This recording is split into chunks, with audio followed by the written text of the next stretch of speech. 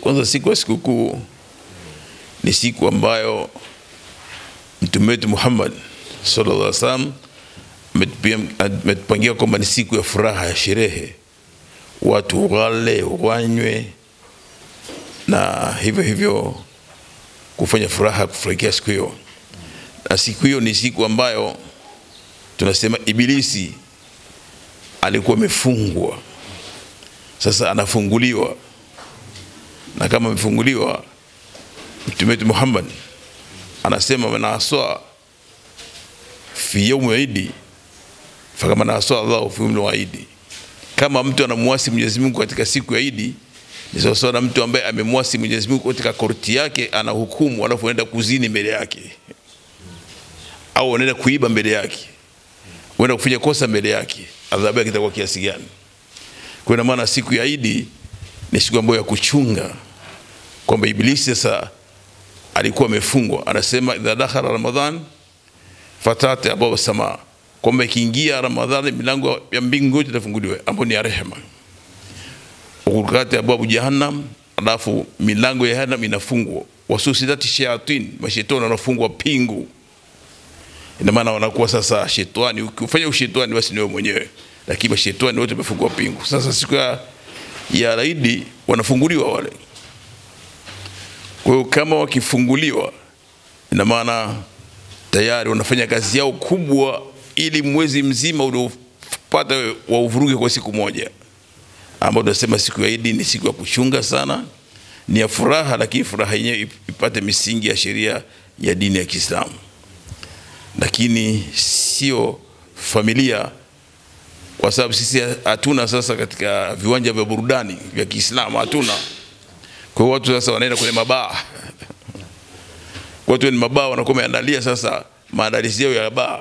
Sasa mtu badala kufurahi kwenda katika viwanja vya burudani ya Kiislamu, aenda kwenye baa, ambayo inakuwa ni tatizo kubwa sana. Na ndio maana tukasema katika siku za Eid tumeweka mabaraza ya Eid, ili watu wakatembee katika mabaraza ya Eid, ili waepukane na matatizo yanayopatikana katika siku hiyo.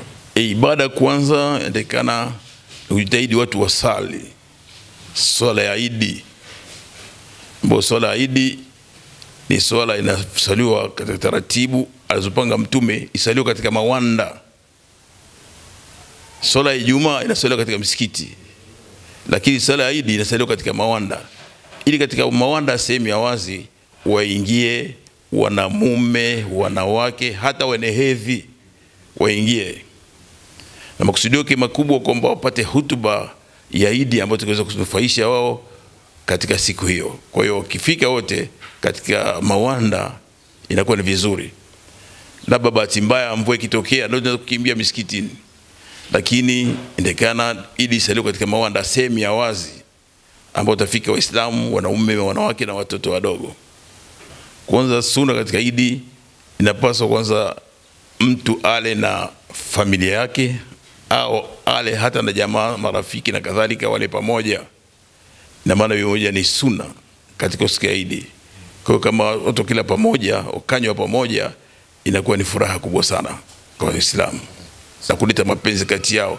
Na Mtume anasema ignu an tawafu fi hadha al-yawm, wazilueni wa masikini wasipitipiti kuomba katika siku ya leo. Ina maana kila masikini asiwe masikini siku hiyo, afurahi yeye pamoja na watoto zake. Kwa jukumu la Waislamu kuhakikisha kwamba hata wale watu ambao omba wasionekane barabarani, kwa sababu na wao waweze kufurahia siku hiyo kwa kula chakula vizuri na familia zao. Hizo ni sunna zinapatikana katika Eid. Je, kuna dua yoyote maalum au dhikri ambazo zinapaswa kusoma katika siku ya Eid? Dua zipo kama kumswalia Mtume wetu Muhammad sasa kwa wingi, na kufanya takbira kwa wingi, kwa sababu tumeungana na wenzetu mahaji katika siku hiyo, ambao ni siku ambazo wao wanamwadhimisha Mwenyezi Mungu Subhanahu wa Ta'ala, kufanya takbira kubwa sana. Sisi takbira inatakana ifanywe katika kila kitu unachokiona, unachokishangaa, kufanya takbira katika swala, kufanya takbira kumtukuza Mwenyezi Mungu, ili sauti ipae kwa dunia nzima kwamba tunamwadhimisha Mwenyezi Mungu katika siku hiyo. Kwanza sala ya Eid inaweza kusaliwa jua tu linapokuwa limechomoza asubuhi, lakini na kwenda mpaka jua linapotaka kukengeuka inakuwa muda wake umekwisha. Kwa hivyo Na maana nyakati hizo ni nyakati ambazo ni muhimu watu kusali sala Idi, kuanzia jua linapochomoza mpaka jua linataka kukengeuka, yani wakati wa dhuhuri. Huo ni muda wote ambao unaweza kusali sala Idi. Lakini kwa taratibu zetu sisi hapa Kigoma tumetangaziwa kwamba itakuwa saa 3 kamili tutakuwa tumesali sala Idi. Kwanza kabisa katika siku ya Idi tunafundishwa kwamba tusipiti barabara moja. Yaani ukienda katika Idi upiti barabara nyingine na ukirudi barabara nyingine. Na vizuri hasa mtu kwanza kutembea kwa miguu ili upate thawabu zaidi. Ukutana na malaika wale wanakuwa wanakurehemu, alafu kirudi upitie tena katika barabara nyingine. Na maana haya yote ni moja katika mambo ambayo yanatakikana katika siku ya Idi yafanyike. Waislamu wanafaa kutoa zakati fitri katika 10 la mwisho.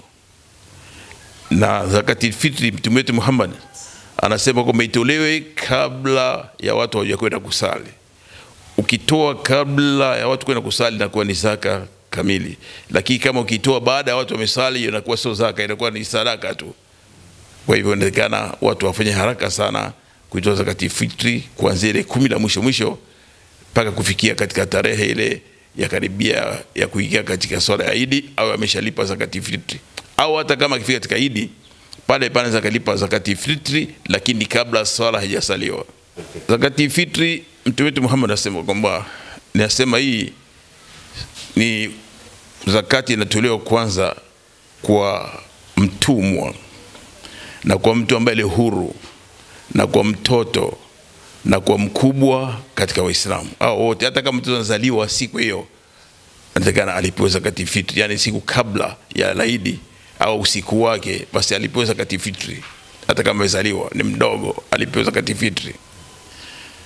Kwa hiyo zakati fitri inatakana itolewe kwanza kwa watu ambao hawana, watu ambao ni masikini, mafakiri wapewe, lakini kwa watolewa inatolewa na Waislamu wote watolewe. Lakini kupewa ni nani? Wanapewa masikini, mafakiri, watu ambao wale wanakuhitajia.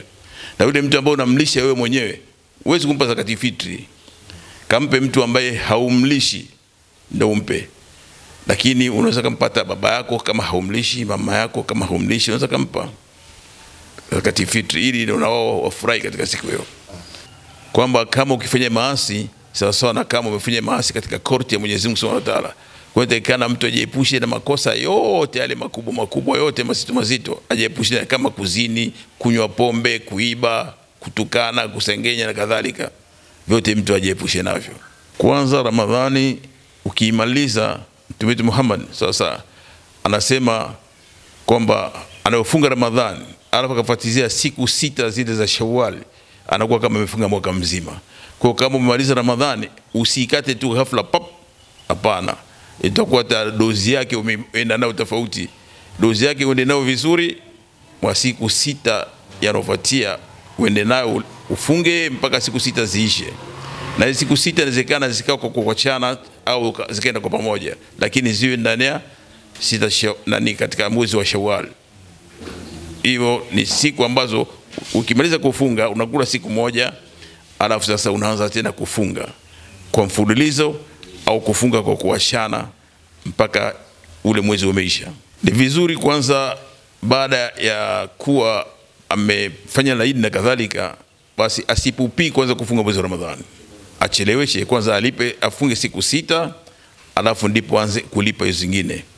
Lakini kuna wengine sasa anaamua siku 6 kwa sababu ana muda anajua atazipata, kwa hiyo anaweza kaanza Ramadhani alafu baadaye siku 6 ziko katika ndani mwezi ule akazimaliza. Lakini ni vizuri kama itakuwa kuna gepu kubwa, basi akaanza kufunga kwanza Ramadhani alafu baadaye aje kumalizia 6.